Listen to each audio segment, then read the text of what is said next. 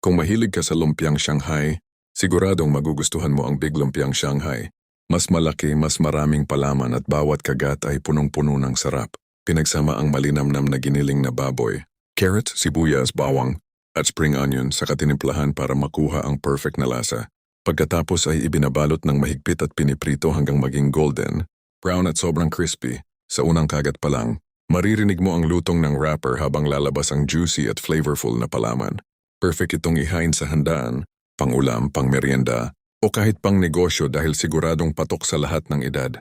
Ang sikreto ng masarap na Big Lumpiang Shanghai ay ang tamang timpla ng palaman at tamang pagprito para manatiling crispy ang labas at juicy ang loob. Kung gusto mong matutunan ang kompletong recipe, eksaktong sukat ng mga sangkap, at step-by-step na procedure, panoorin ang full recipe sa aming long video sa Sangkap Sarap TV. Happy cooking!